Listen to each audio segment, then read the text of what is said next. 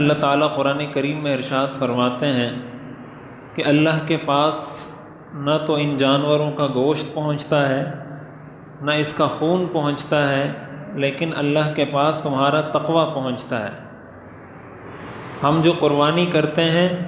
تو اس قربانی کا گوشت ہم خود ہی کھاتے ہیں، انسان ہی کھاتے ہیں، اللہ تعالیٰ کو ہم نہیں کھلاتے، خود کھاتے ہیں اور انسانوں کو کھلاتے ہیں۔ تو اللہ تعالیٰ یہ فرما رہے ہیں کہ مجھے تمہارے جانوروں کے گوشت سے، تمہارے جانوروں کے خون سے مطلب نہیں ہے، مجھے مطلب ہے تمہارے تقوی سے، کہ تم کس نیت سے یہ کام کر رہے ہو، کس کے لیے کر رہے ہو۔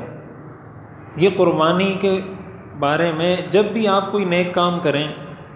حدیث شریف میں آتا ہے انما الاعمال بالنیات، اعمال کا دار و مدار نیت پر ہے۔ اگر کوئی نماز اس لیے پڑھ رہا ہے کہ لوگ کہیں گے بہت نمازی آدمی ہے، کوئی حج اس لیے کر رہا ہے کہ لوگ کہیں گے بڑا حاجی ہے، کوئی تبلیغ میں اس لیے جا رہا ہے کہ لوگ کہیں گے بہت نیک آدمی ہے، کوئی بھی دنیا کا نیک کام اگر کوئی اس وجہ سے کرتا ہے کہ لوگ مجھے اچھا کہیں، تو یہ نیک کام انسان کے لیے الٹا وبال ہے، ثواب تو ہے ہی نہیں، الٹا وبال ہے۔ قربانی کا معاملہ بھی ایسا ہی ہے۔ اگر کوئی قربانی اس لیے کرتا ہے کہ لوگ کہیں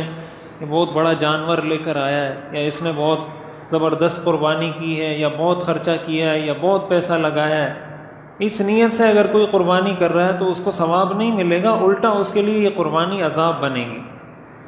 تو سب سے پہلے تو نیت انسان کی درست ہونی چاہیے کہ کس نیت سے وہ کس مقصد کے لیے یہ کام